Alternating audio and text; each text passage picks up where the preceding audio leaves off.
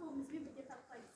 Иә, Серікбол Қоңырбай ағамыз айтқандай, біз Серікбол Қоңырбай ағамыздың пікірімен толыққанды келісеміз.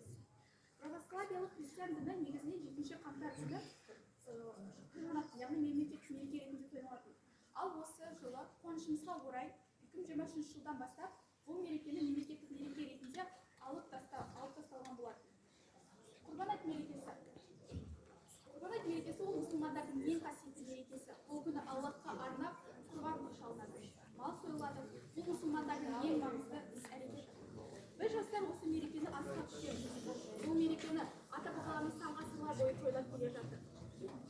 Бұл мерекенің негізгі мағынасы, мәнісі бұл туыстар арасындағы бауырластықты, ара қатынасын жақсарту, татулық пен ауызбіршілікті арттыру болып табылады. Мен наурыз мерекесін тойлауға қарсы емеспін. Тойлау керек, бірақ мәселе тойлау керек болған соң, тойлау керек деген тілден ада болған жөн дейді Серікбол Қоңырбай. Әрбір халықтың той мерекесі болады. Сол секілді біздің түркі халықтарының ең ортақ мерекесі, маңызды мерекесі бұл наурыз мейрамы. Наурыз мейрамы бұл жылдың басы болып саналады.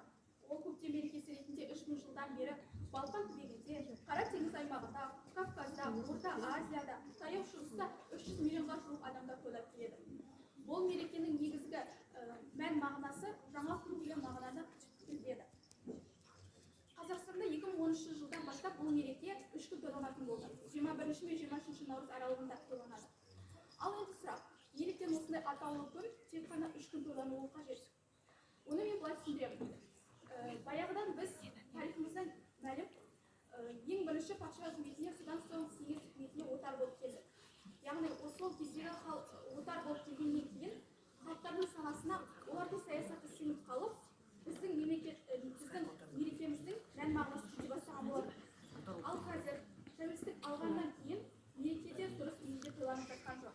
Мысалы, алып қарасақ, жаңа жыл мейрамы. Жаңа жыл мейрамын біз 1 ай бойы тойлаймыз. Яғни оны маңызды мерекеміз тәуелсіздік күнінен бұрын атап өтіп бастап кетеміз. Дастархан жаямыз, арнайы киімдерімізді киеміз, оны асыға күтеміз. Ал наурыз мейрамы көп болса тек қана 1 апта тойланады. Ағаш, концерт және де наурыз көже. Наурыз десе ойымызға осы 3 түседі. Осы тұрғыда осындай керексіз ахуалдан арылу үшін наурыз мерекесін тойлаудың идеалдық базасы жасалу керек деп ойлаймын. Наурыз ол жылдың басы. Наурыздың басты идеясы келер жылдың орнына жаңа жылдың келу емес, теңелту идеясы болып табылады.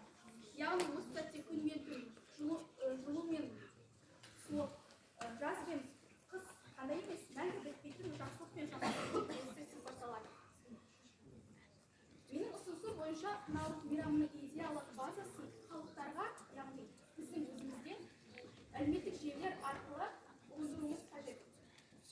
Осы мақала 2003 жылы басылған болатын. Арада 20 жыл уақыт өтсе де бұл мақаланың негізгі мән мағынасы қойылған жоқ.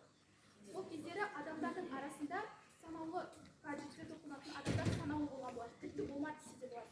Мысалға, әлеуметтік желілерге Facebook, Instagram, YouTube, TikTok деген желілер жататын болса, ол барлығымыздың телефонымызда бар. Осы қоғамның қорғаушысы жастар болғандықтан, мысалы алатын болсақ, алдағы жылда осы әлеуметтік желі арқылы жастарымыз қазақша тақияны, жаңашыл тілде тақияны қыздар әлеуметтік желіде трендке айналдырған болады. Яғни біз осындай қазақилықты нақыштап тұратын бұйымдарымызды қолданысқа енгізсек, трендке айналдырсақ, жастардың санасына мерекенің мәнісін түсінетін едік. Осы тұрғыда біздің видео материалымызды тамашалаңыздар.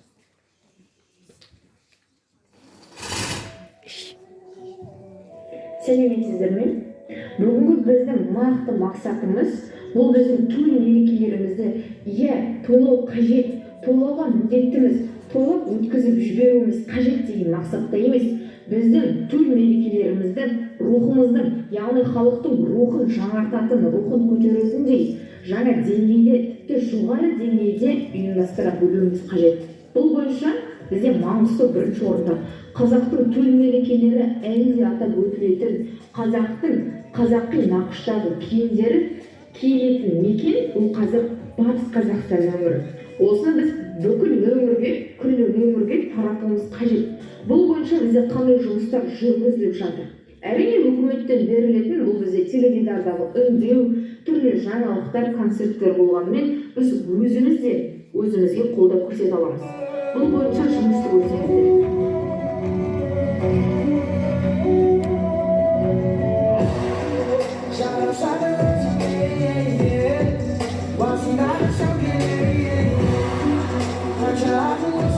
Яғни өздеріңіз көргендей, мұнда Қазақстанның түкпір-түкпірінен жиналған қыздардың өзіндік қазақша стильдері. Бізге мұғалімдердің онлайн курстағы мұғалімдердің тапсырмасы қазақша стильде, яғни қазақша бұйымдармен қазақтың төл киімдерін кию арқылы сабақ тапсыру болатын. Қазіргі білеміз, байырғы қазақтың киімдерін материалдық тұрғыда жаңарту арқылы біз рухани жаңғыруға өтеміз.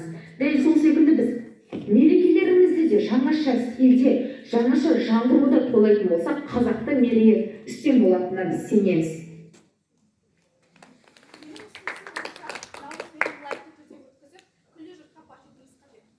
Осы тұрғыда Серікбол Күндібай ағамыз айтқандай, Наурыз мейрамын бір күн тойлап, қалған 29 күнін фестиваль ретінде атап өтсе, осы тұрғыда бағдарламамызды дайындап келген болатынбыз.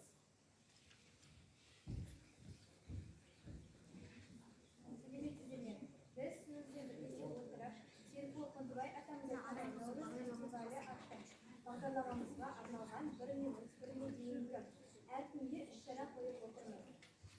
Бірінші наурыз күні өткеннің алғашқы күні, алғыс айту күні. Біз осы күні бір-бірімізге және де достарымызға сыйластығымызды білдіріп, алғыстарымызды айтамыз. Екінші наурыз күні наурыз мерекесінің сағаты. Біз осы күнде ерте заманнан келе жатқан наурыз тарихын дәріптейміз. Ал үшінші наурыз кітап көрмесі. Осы күні біз балалардың жас ерекшеліктеріне қарай кітап көрмесін ұйымдастырамыз. Алтыншы наурыз отбасылық тыңдаулық атты сынып сағаты. Біз бұл сынып сағатында отбасылық тыңдаулықтарды біліп және оларды дәріптейтін боламыз. Жетінші наурыз күні сыйлар ем ана деген тәуелді. Біз бұл күнде ұстаздарымыз бен асыл аналарымызды және де ақ жаулықты әжелерімізді құттықтап, оларға гүл шоқтарын сыйлаймыз. 9 наурыз ғылыми-тәжірибелік конференция. Серікбол Күндібай мектебіндегі аспан аңыздары. Ал бұл күнде біз оқушылар арасында аспан аңыздары тақырыбында ғылыми жобалар сайысын өткіземіз. Бұл оларды аспан аңыздарын білуге деген құштарлығын арттырады.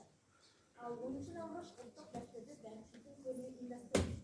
Оқушылар өз қолынан жасаған мән мағынасы бар қазақи нақыштағы жасалған нәрселерін көрмеге қоятын болады.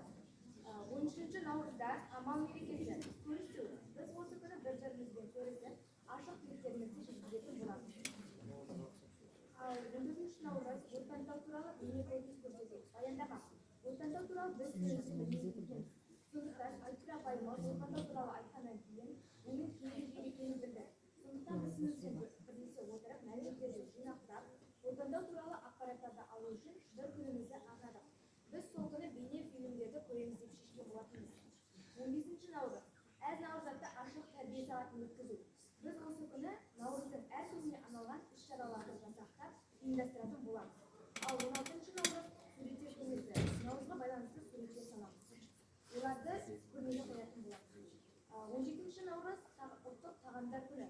Біз осы күні қазақтың ұлттық тағамдарын бауырсақ, наурыз көже, құрт, ірімшік секілді тағамдарын пісіріп, оларды көрмеге қоятын боламыз. Ал 20 наурыз қазақ ертегі тақырыбында көрме ұйымдастыру. Біз осы күнге арнап қазақтың наурызға арналған ертегілерін жинап, оларды жазып, кітапша қылып шығарудамыз. 27 наурыз домбыра дастан атты іс-шарасын өткізу. Біз мәжіліс залында оқушылардың арасында домбыра дастан атты күй кешін өткіземіз. Бұл бұлардың өнерге деген ынталандырады. 28 наурыз қайырымдылық асыл қасиет жәрмеңке ұйымдастыру. Мектебімізде жәрмеңке ұйымдастырып, одан түскен қаржыны қайырымдылық қорына бөлетін боламыз. Ал 29 наурыз ата-баба дәстүрі әдепшілік негізі атты мерекелік кездесу. Біз мектебімізде асхатау аталарымыз бен ақ жаулықты әжелерімізді мектебімізге шақырып, мерекелік кездесу өткізетін боламыз. 30 наурыз әлеуметтік желілерге бейне роликтер жүктеу. Біз әлеуметтік желілерге наурыз туралы бейне роликтерді жүктеп, бұл балалардың наурыз мерекесіне деген қызығушылығын арттырады деп ойлаймыз. 31 наурыз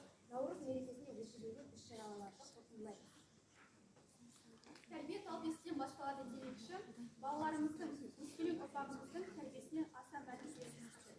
Және де олардың наурызға деген қызығушылығын арттыруымыз қажет. Мысалға, аниме саласында біз көңіл бөлсек, яғни балаларды қызықтыратын мультфильм кейіпкерлерін ойлап тапсақ, сонымен қатар жыл сайын наурызда балаларға сыйлық беретін болсақ, олар наурыз мерекесін асыға күтер еді.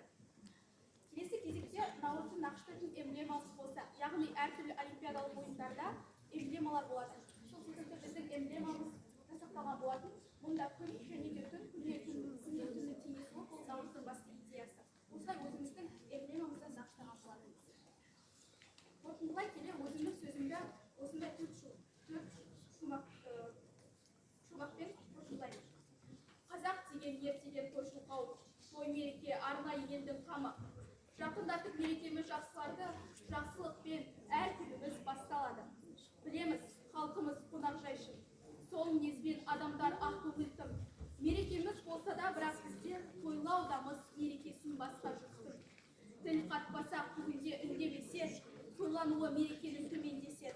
Құлдыраса мәдениетпен дәстүріміз, өзге елден кім саған көмектесер. Сол үшін де қазағым есті жинап, ол ұсырап болашақты есіл